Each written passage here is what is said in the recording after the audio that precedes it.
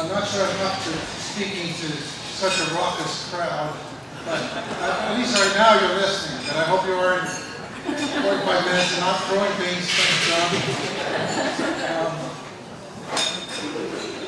Okay, so the first part of this talk is going to be just some written thoughts, so you're going to have to bear with me for a few minutes, and then I'll leave the paper aside, and I'll try to get going here. Just to summarize the basic outline of the talk, I'm supposed to be able to read from there, but I can't see it. The first part is something about the meaning of conservation and some thoughts on how a global agenda for marine mammal conservation gets developed or doesn't. The second bit will be a little bit of inventory about what we've already lost in the way of marine mammals. And then some thoughts on what's next in line in terms of loss. And the third bit, which I think will be maybe most interesting to many of you, is a couple of case studies, one having to do with the western gray whale and the other Mekong river dolphins. So what is conservation? We all think we know, more or less intuitively, but I suspect there are some significant differences among us in how we define the term, and some of those differences are not trivial. But it's not my intention here to get into a long-winded discussion of etymology or philosophy. In fact, I propose to proceed without defining conservation as anything more than trying to salvage as much as what's left of nature as we can, and restore whatever we can, wherever and whenever possible. So, is conservation achieved by simply preventing species extinctions and losses of populations? I think that's the way we often go about it. But if that were the standard, it would certainly be a tall order to achieve it. But in fact, I think that conservation, the goal of conservation has to be a lot higher.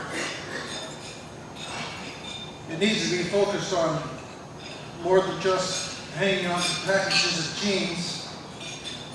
Functioning, intact ecosystems are what we need to preserve.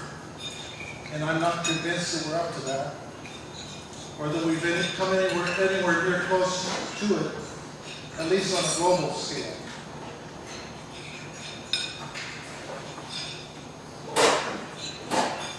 So I'd say maybe in parts of North America, Europe, Australia, New Zealand, maybe, where prosperity, stable governance, supported by relatively high literacy and some degree of demographic control or restraint, plus high investments in environmental protection and monitoring, there is some hope.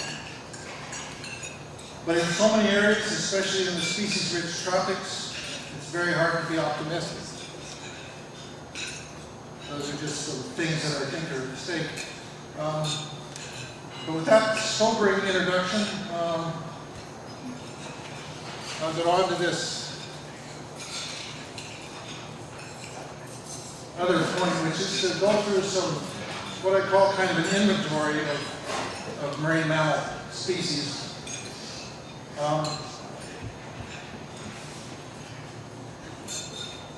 This is all from Society of Marine Mammalogy's Taxonomy Committee, which I commend to everybody. In case you're not aware of it, probably everybody here is. I mean, that's a great advancement, I think, in our world of marine mammal science, because now we have a place to go that's authoritative, up to date, more or less, and always changing, of course. And that's the nature of the whole process of naming and recognizing species, subspecies, and so forth. But at the moment, my last count, it looks like this: 14 odorhyoid species, the walrus, 19 phocids, 1 ursid, the polar bear, 3 mustelids, 14 mysticetes, 73 odontocetes, and 5 sirenians. I think everyone sort of feels that they have a pretty good grasp of that. This is what I find fairly interesting, and that is when you look at the extinctions of marine mammals in the last, say, 400 years, the time when people have had a big role, 5 species have been lost. That's about 4% of the species of marine mammals I just summarized over the last 400 years. And it's interesting that there's sort of one for each taxonomic group. One odorida, the Japanese sea lion, the West Indian monk seal, the sea mink, which people aren't that familiar with, but lived off the northeastern coast of North America. One cetacean, I'm counting the baiji as extinct, and the one Serenian stellar sea cow, which everyone's pretty familiar with. Now, I think we all think we should have some kind of ordering of how to go about setting a conservation agenda or establishing priorities. And I realize I'll be talking about this in terms of species now, and I know that's not the only way to set a conservation agenda. For example, a threat-based approach might make more sense, where you try to just direct your attention to a particular threat like noise or entanglement. But if we're looking just at species conservation, I'm going to give some examples here.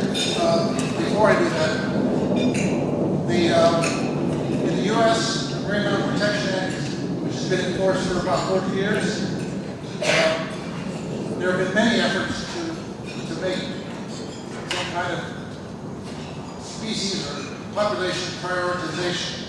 These have been far from perfect, of course, yet it's remarkable to consider how vast the gulf is between what's required and what has been done as a result here in the U.S. compared to most of the rest of the world. And what I'll be talking about here is setting global conservation priorities for marine mammals. And it's hard to imagine how some kind of ranking could be avoided, even if we think everything is important. In the case of cetaceans, as I said, I'm going to give you 2 examples later in the talk. But first I want to say that I think a great deal of the investment going into conservation-related research, public awareness efforts, lobbying legislation, and mitigation measures such as declaration of sanctuaries, restrictions on certain types of fishing, vessel speed limits, vessel routing, acoustic deterrents, and so forth is really ad hoc, or at least based on something other than a systematic consideration of relative conservation significance. In fact, I think it's pretty idiosyncratic. And a whole lot simply depends on who is working on a species in a particular area and how aggressive he or she is in promoting the cause. So I think although we spend an awful lot of time, an awful lot of agencies spend resources trying to establish what the real priorities are, both nationally and internationally. In the end, I think the way resources get invested and the way people spend their time and effort, all is driven by individual interest and initiative and kind of aggressiveness, really. So, first I'll just list several of the things that I think help to shape, theoretically at least, the conservation agenda at a global scale. One is the IUCN, the Red List of Threatened Species, the International Union for Conservation of Nature. Most of you are probably familiar with it, and it's most well known for the Global Red List. Within that union, there are a bunch of specialist groups that are they're mostly taxon-based, so that there's a seal specialist group, and a Sirenia specialist group, a cetacean specialist group, elephant specialist groups, and all kinds of different organisms, including plant groups. There's something called the EDGE Initiative, which some of you, I'm sure, are more well aware than I, but some of you probably haven't ever heard of. I'll talk a little bit about that, which I think is something worth looking at. The International Whaling Commission definitely influences priorities for cetacean conservation. National governments, as I say, the Marine Mammal Protection Act in the U.S., endangered species legislation, certainly helps develop the agenda. And the Marine Mammal Commission in the U.S. is currently undertaking what it calls a global assessment of marine mammals. Probably a few of you have heard about this, and that's because very little progress has been made. I'll come back to that later. So going back to the red list, I thought you'd be interested to know what that looks like for cetaceans, and I'll come to sirenian or pinnipeds in a minute. Critically endangered, as Jay mentioned this morning, the bighee is listed as critically endangered, probably extinct, and I didn't count it here, but we have one species, the vaquita, and 15 so-called, well, subspecies or subpopulations, which is IUCN terminology for geographical population. Those are critically endangered. More on a little bit of that later. In the endangered category, which is somewhat less severe, 7 species and 9 subspecies and subpopulations, 5 vulnerable species, and 4 subspecies and subpopulations. I think some of those, at least one, probably shouldn't be vulnerable, probably isn't that bad off. I'm thinking about the sperm whale, but we can debate that. Anyway, and then there's this category near threatened, which is not quite qualifying for vulnerable, but is close. And we have 5 species of cetaceans listed there. Notice that nearly half of the cetacean species are listed as data deficient, which is interesting and significant. So that's the volume. And now quickly going to the, underneath IUCN are these specialist groups. And in the case of cetaceans, we are way behind in producing a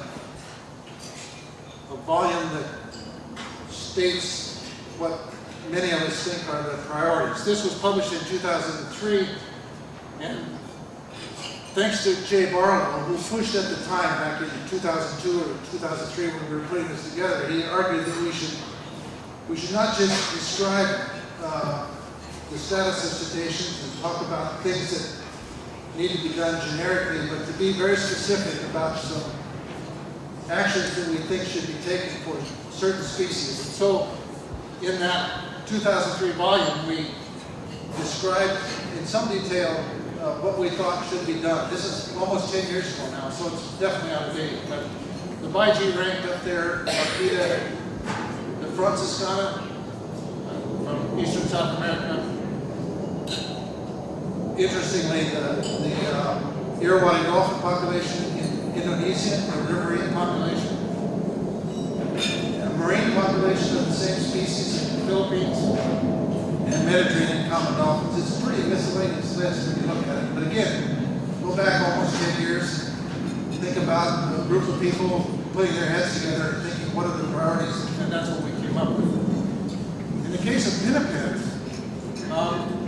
the summary of the current red list looks like this, which I think is interesting. By the way, the species, you'll notice that the total doesn't come to the total of species recognized. That's because a lot of species of pinnipeds particularly, but a lot of cetaceans too, are listed as least concerned, and I haven't included them in the tallies here. But there are 2 critically endangered species of pinnipeds, one subspecies and one or subpopulation. 5 endangered species and 1 subspecies or subpopulation, 6 vulnerable, and 5 near threatened, and only 2 data deficient. So as you can see, given the number of pinnipeds species, which I think is in the 40s if I recall, most of them are least concerned, but there are some that are in big trouble. And again, as Jay said today, I always think that when we talk about the vaquita being the most endangered marine mammal, which maybe it is, arguably, but the Mediterranean monk seal can't be far behind, in my opinion. And yeah, the other critically endangered seals besides monk seals are subspecies. But anyway, as I said, cetaceans are way behind. The pinnipeds, this is about to come out in Marine Mammal Science. I think the next issue will have this paper organized by Kit Kovacs and a group who put together what I think is what I'd like to do for cetaceans, but I probably will never get around to it. But they put together a nice summary of the status of the world's pinnipeds, derived largely from the red list documentation, but it's presented in this way, where you can see a brief summary of the current situation, the primary threats, and what they call impending secondary threats. So you can look forward to that if you're a Keynote person. And as I say, I'd like to be able to do it for citations, but I don't see it happening very soon. Now, going to the EDGE initiative, which I just mentioned to you. It's called Edge of Existence Program, and it was conceived and is still run by the Institute of Zoology in London. EDGE stands for Evolutionarily Distinct and Globally Endangered. If you want to pursue this in detail, there's a paper in PLOS One, came out a few years ago. The idea is that priorities for conservation, not just for marine mammals, but all species, and they focus on mammals, are based not only on the likelihood that a species will be lost, but also on its irreplaceability. So, for example, if a single species family is out there and is highly threatened, then it's likely to be ranked very highly in the EDGE process. So that's the Isaac et al. Paper, and then there's another paper that came out more recently, again in PLOS One, by May Collado and Agnarsson, which deals with aquatic mammals and terrestrial relatives only. And that comes up with some pretty interesting results. Those authors said that many aquatic mammals are evolutionarily distinct species. I think actually that's the definition of species. Aren't all species evolutionarily distinct? That worries me that they said that, but anyway.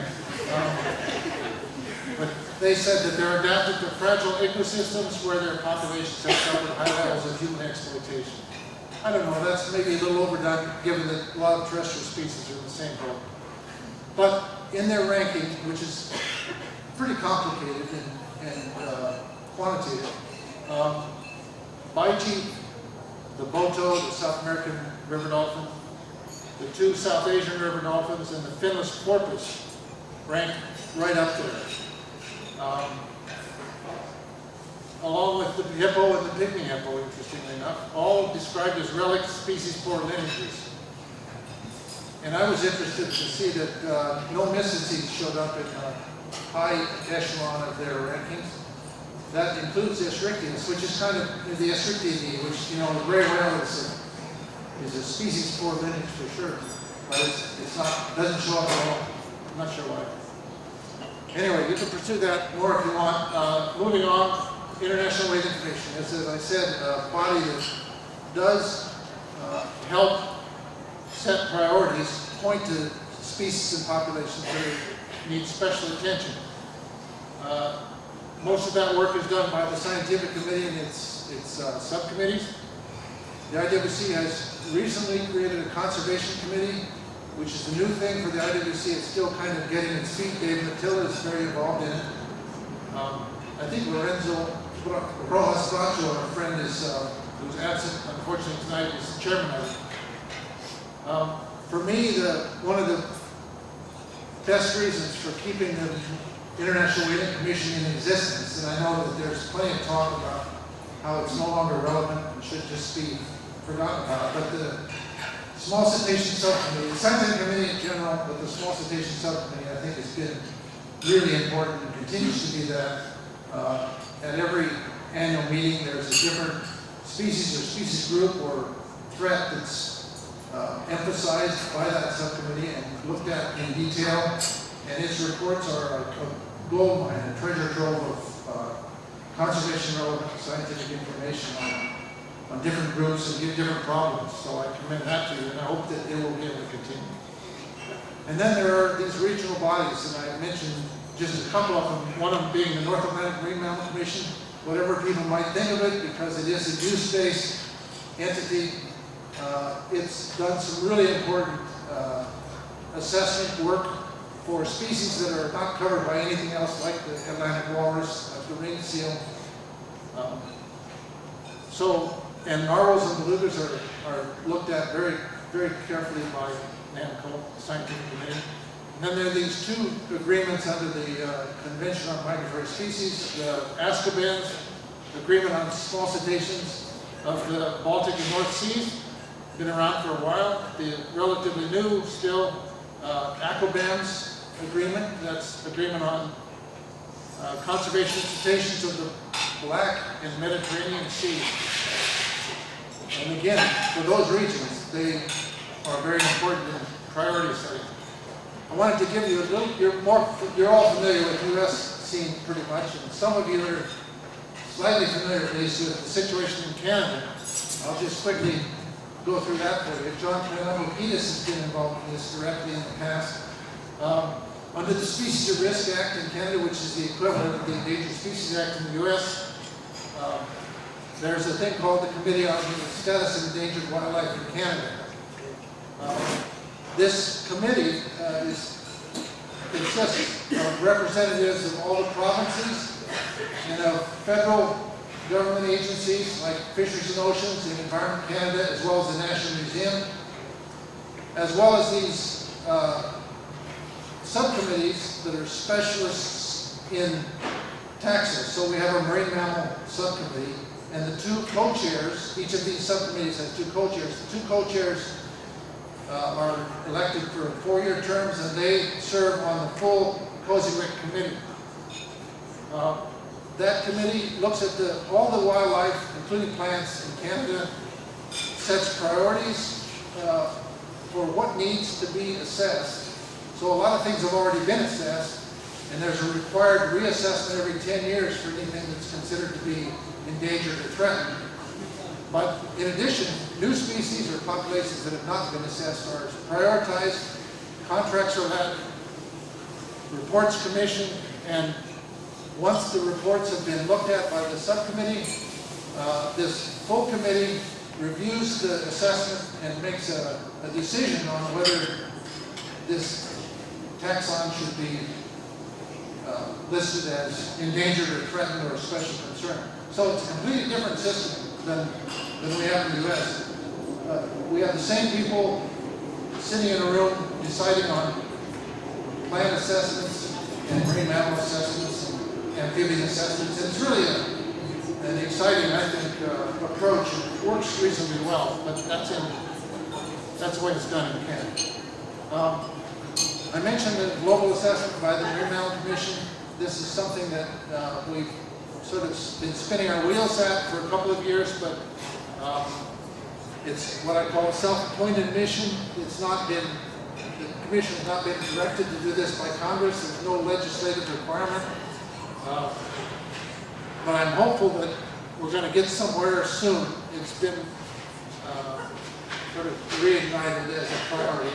Sort of Francis, one of the commissioners, is looking somewhat dubious, but we'll see. It's a difficult job, and stay tuned. Now, enough of that priority stuff, which I'm sure is maybe making you look forward to dessert. Now I want to talk about western gray whales, which is probably something that everyone is at least slightly interested in, many of you very interested in, and of course Dave Waller is an expert. So I'll do my best to say something interesting and new about western gray whales. So first of all, just the big picture quickly. Obviously, gray whales are northern hemisphere endemic. The North Atlantic population has been extinct for a few hundred years. Everybody here, I assume, if you don't know about the Mediterranean gray whale, then you better, I don't know, do something. Vote yourself off the island. But some of you may not know that there were a couple of gray whales seen off of, in the Kara Sea in the middle of Eurasia, Eurasian Arctic last summer.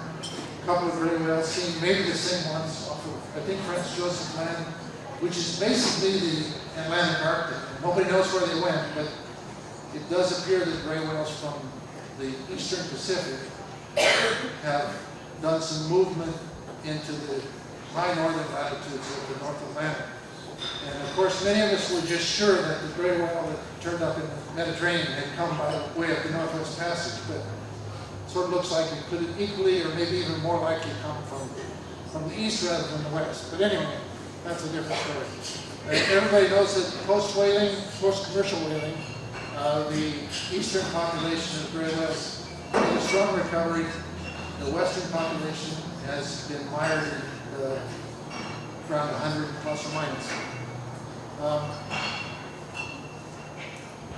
Just so it's clear to everybody, and I'll come back to this again, but when if there's any doubt, and some of you know what I'm talking about whether there ever was a western gray whale population, there certainly was. And in fact, they were being hunted a really long time ago, thousands of years ago, as is evidence from this cave etching block carvings from Korea. These figures are from some work I did on whaling. I find it really interesting. These American whalers in the 19th century, all these dots are positions of the whaling ships. And this is Sakhalin Island, which is fairly well known for where all the western gray whale research has been done in recent years. And notice that the whalers virtually never visited the east coast of Sakhalin Island, where the gray whales have been studied so intensively recently. But they were all over the Sea of Okhotsk. They were looking for bowheads primarily.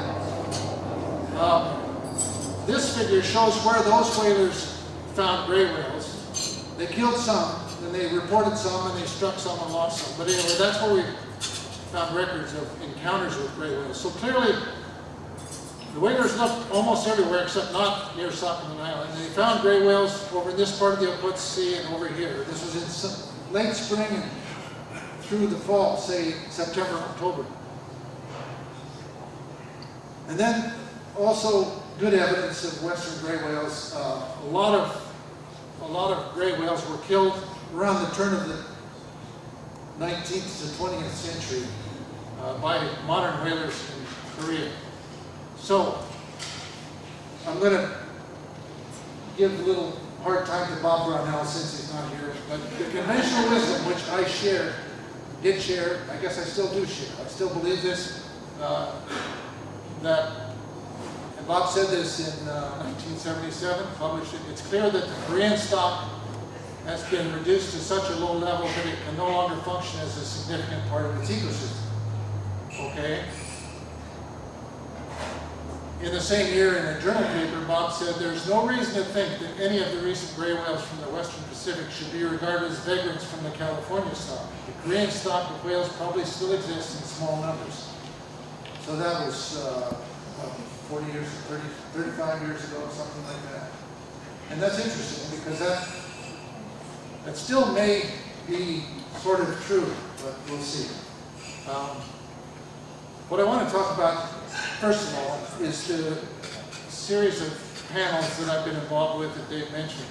In the late 1990s, Sakhalin Energy Investment Company began oil delivery from their Sakhalin 2 project off the northeast coast of Sakhalin Island. When they started phase 2 in the middle of the, about 2004, 2005, they wanted to build another platform. They had one platform already. They were going to construct another oil and gas platform off the feeding area of the gray whale that would allow them to produce oil year-round. The lenders to this big oil and gas project insisted that they get independent review of their plans for mitigating the impacts on these western gray whales, which are still listed by IUCN and the Red List as critically endangered subpopulation. This is not a very good slide, but it shows you these gray areas are the main feeding areas of western gray whales as far as is known. This one called the Bilton feeding area right up against the Sakhalin coast, and this one offshore. Same whales go back and forth feeding in the two areas. As you can see, the hatched bits are two of the big, actually three of the big oil and gas projects, one of which is Exxon, one of which is Shell and Gazprom, and the other one up here I think is BP related, but we won't talk about that one. This is the basic layout off of Sakhalin. Again, the Sakhalin 2 project, the Shell project. This is the offshore feeding area, the very near shore feeding area. These are the routes that the vessels associated with the platforms, which are here and here. You can see how close they are to the feeding area. The vessels take these offshore routes, except the crew change vessels, which travel very rapidly back and forth, crossing areas inhabited by the gray whales. So in 2004, we established this IUCN Western Gray Whale Independent Panel. Francis Welland was part of that group. Everyone was, vetted to see if there was any conflict of interest, and we tried to make sure that no one had any recent association with the oil industry. And we were all under contract to IUCN, so although the company, Sakhalin Energy, paid for all the work we did, we were all under contract to IUCN, so that way we felt we were working independently. We can argue about that. Our report was done under a lot of time pressure because the company had to make a decision about where it was going to put its pipelines connecting the new platform to the shore pipelines.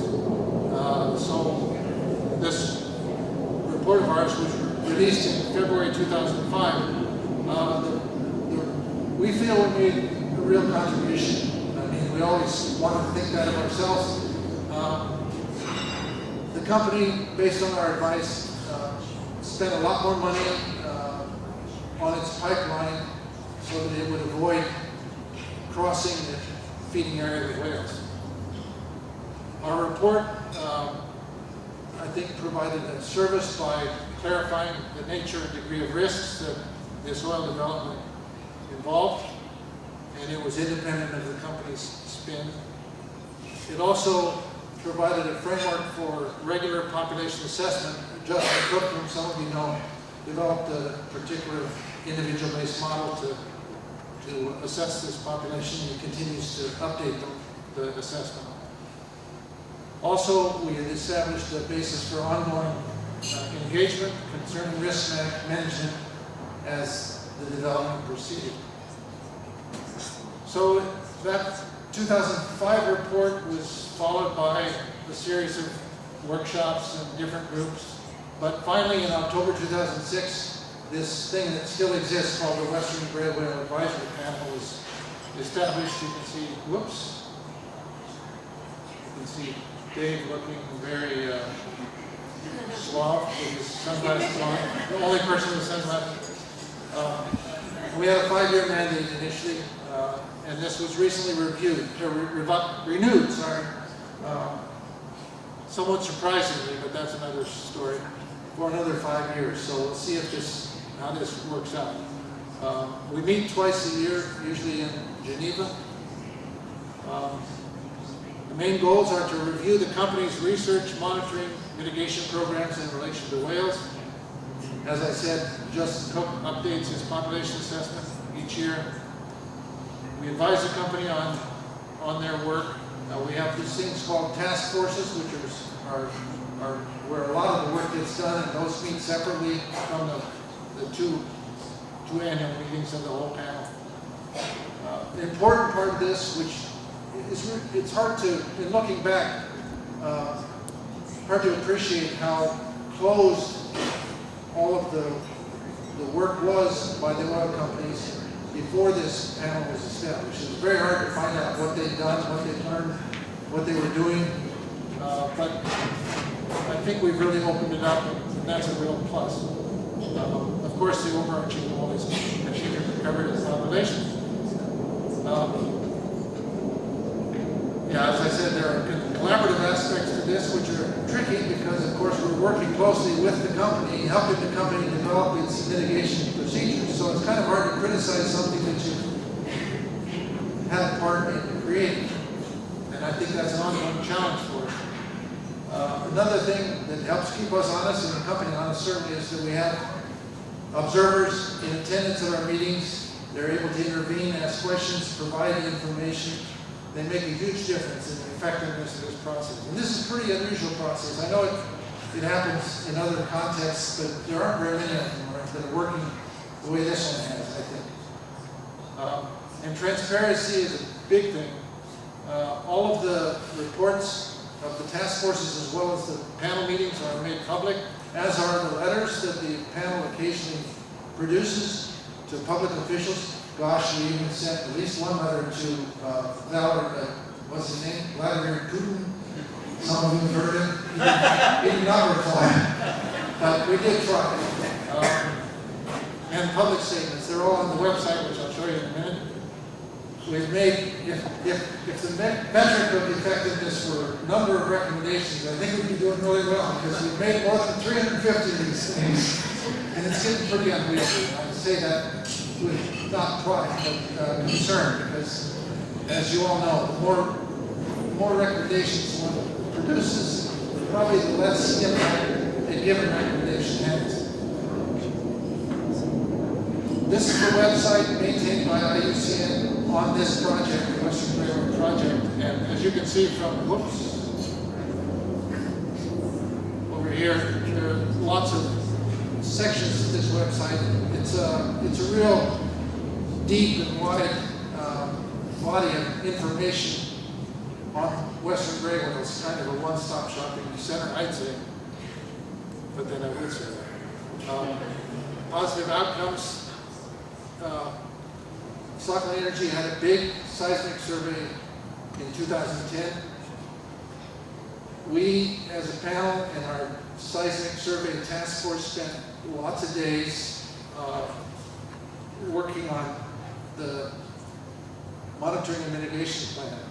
I'm happy to say that we're very close to having a paper ready for journal submission. It will be submitted to Biological Conservation. I hope they publish it. It will be on something called Responsible Practices for Marine Seismic Surveys in Relation to Marine Mammals. And it's being led by Doug Nowacek and Brandon Southall, and I think it will be a real contribution, one that's, will be in the scientific literature, I hope, that came directly out of this effort with Western gray whales.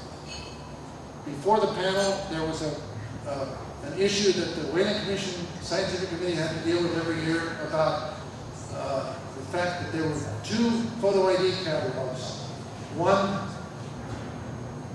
compiled and maintained by a Russia-U.S. independent scientific team that Dave led. The other by a group sponsored by the two oil companies, Exxon, Neftegas, and Sakhalin Energy. And so both teams were out in the field every summer, collecting photographs, establishing and maintaining their own catalogs. This seemed awkward that the two sets of data were not being integrated and used for a single analysis.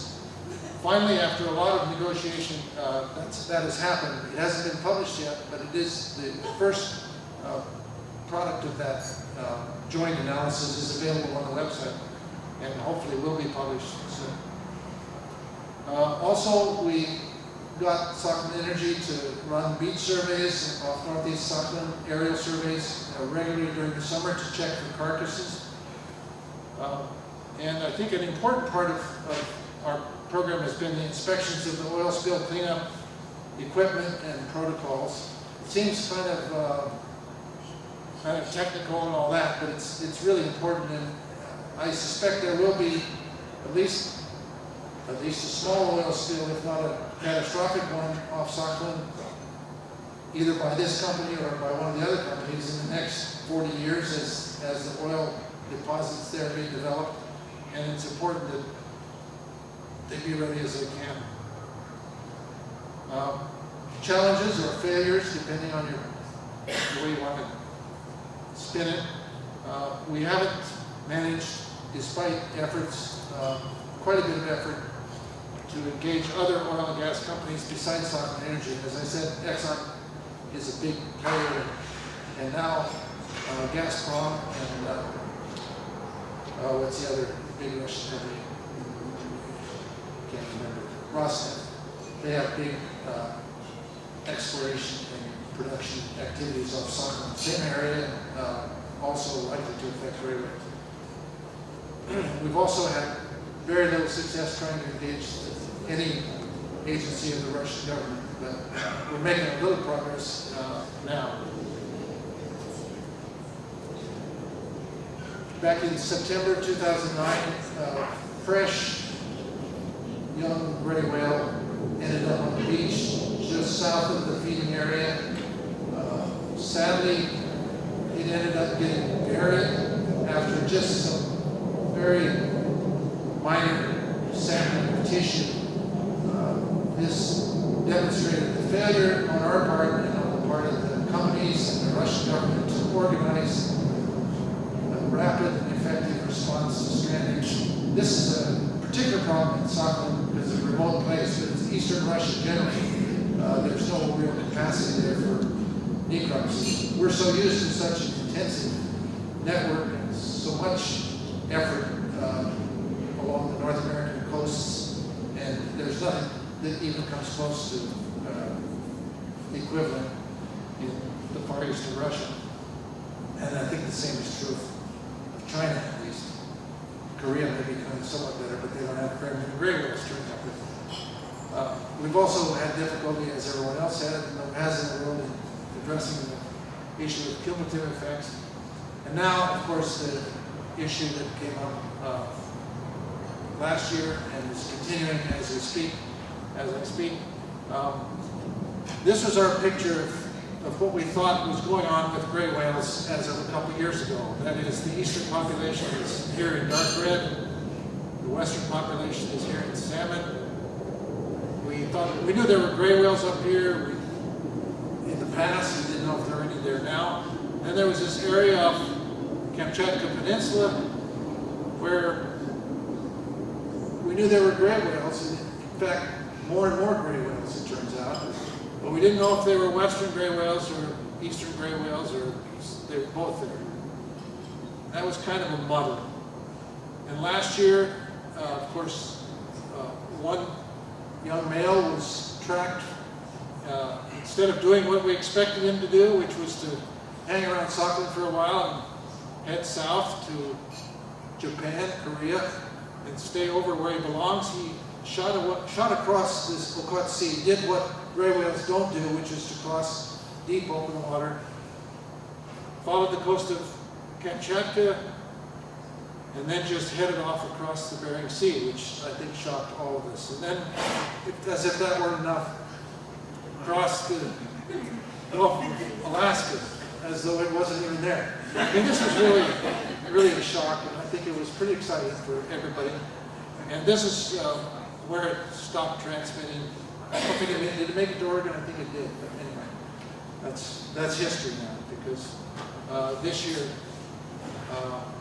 I won't get into that too much, but we have, as you know, another one is transmitting now, a young female that, as of this morning, had just turned around, got almost to Cabo San Lucas, but she turned around and is headed north now toward Magdalena Bay as of this morning.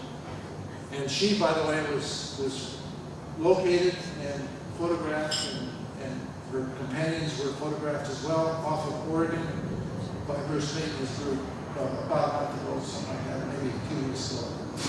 So that's pretty exciting, and she's still transmitting. Well, in light of all this kind of shakeup, these are some facts to bear in mind. In the 1860s, American whalers referred in a logbook to a Chinese gray whale ground. Almost 2,000 gray whales were taken by whaling in the Western Pacific between 1871 and 1966, mainly off Korea. The shore station in Korea caught gray whales mainly between November and April, with a strong peak in December and January, which is what you'd expect of a population that's heading to their wintering grounds somewhere in East Asia, south of Korea.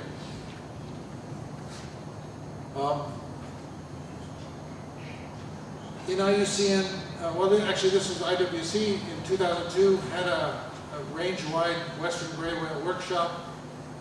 This was on the old paradigm, of course, the conventional wisdom I mentioned earlier. In 2008, where we still thought this was completely isolated population in big trouble. We had a workshop in Japan. We produced a conservation plan, which is still available on the IUCN website, and as far as I'm concerned, we just have to hold that in abeyance until we can figure out what the heck's going on, because it was all premised on the idea that these were two separate populations. So although one of the important elements of the conservation plan was satellite tagging, now that's happened, although of course more is needed, but we've sure gotten a lot of new insight from that. Japanese set nets were seen as the big problem, the threat to the western gray whales, and may still be. Ship traffic in Japan and China, and fisheries generally. Now, as I say, we've been calling those range-wide initiatives. Now, range-wide has to mean including Canada, the US, and Mexico. And how we're going to deal with that, both in IWC and in IUCN and generally, is still an open question.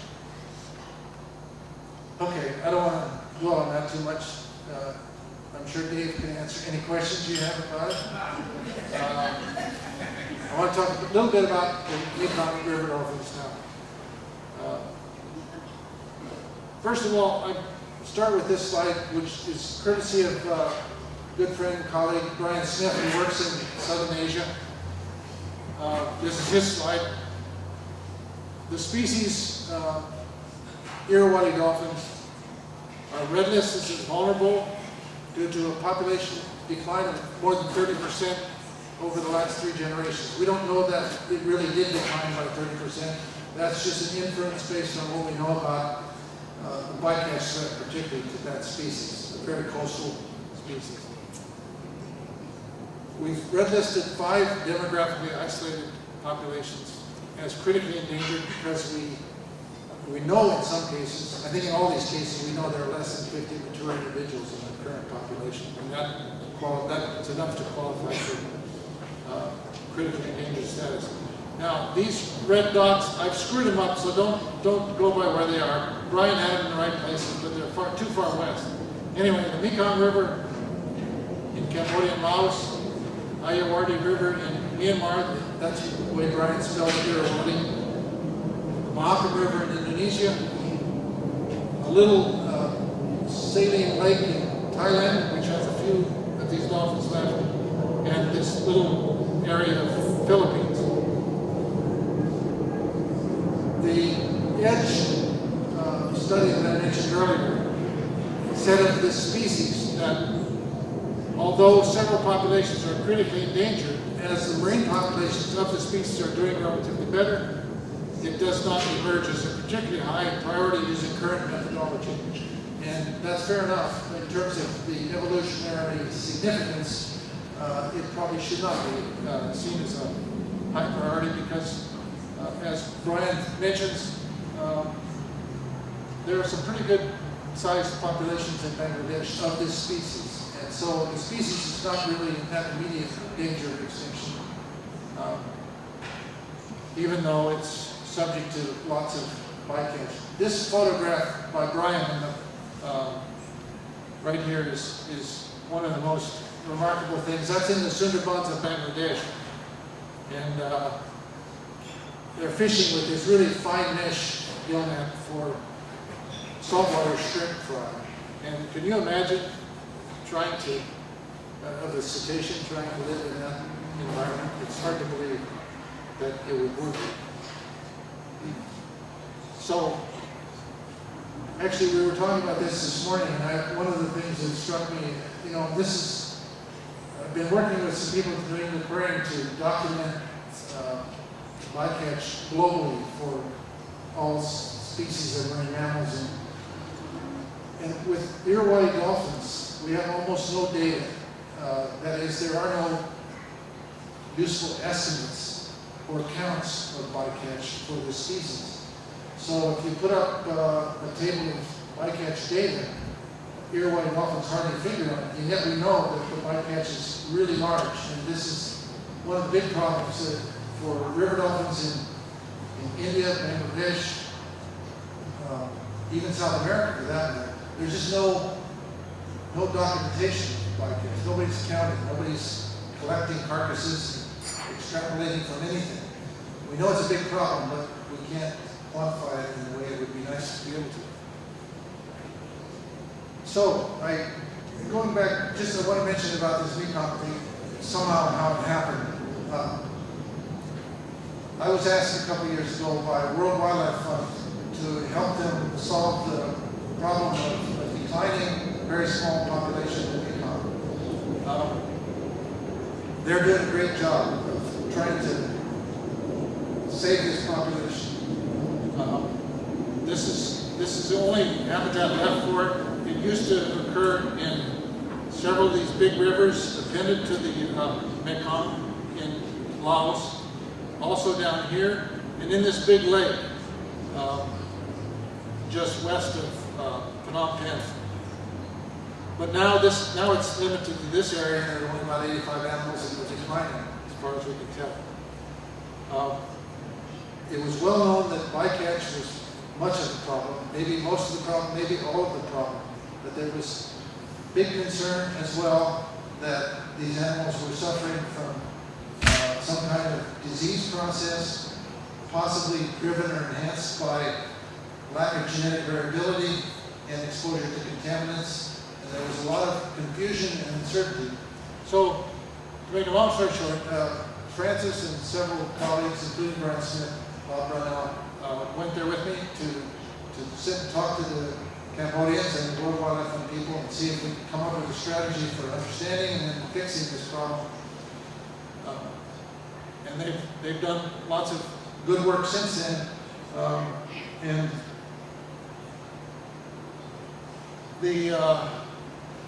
going back to the priorities thing, we saw that the EDGE people didn't rank this very high.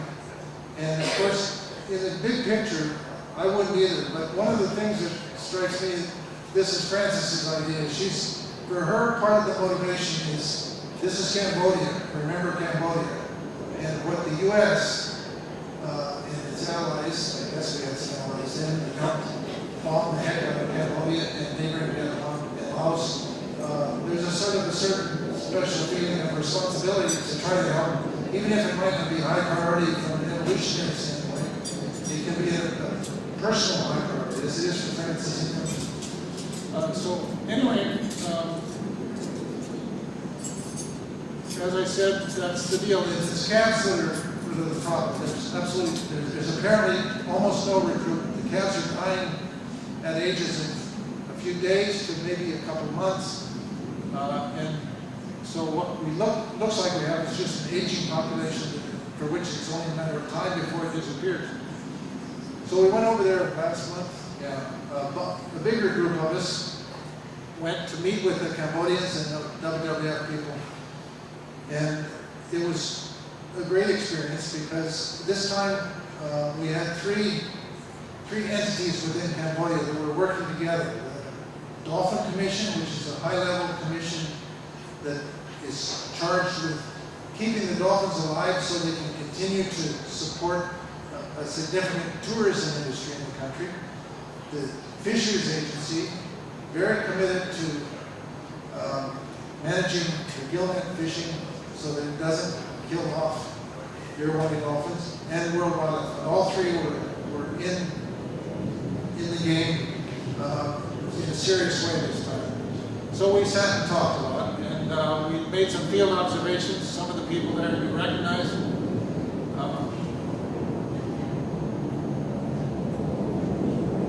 Francis brought some expert colleagues who showed the locals how they would go about the necropsy to determine cause of death and so forth. And at the end, there were happy faces all around, lots of toasts, congratulations everyone, the job well done. But I had this feeling that it was only the beginning, and when we do that at the end of these meetings, we all pat each other on the back and think we had a great meeting, and we have, but so what? That's really hardly enough to make a difference. And I'm out of steam with that. I know it's an abrupt end, but that's, I think I don't know how it did. More than enough. That's it.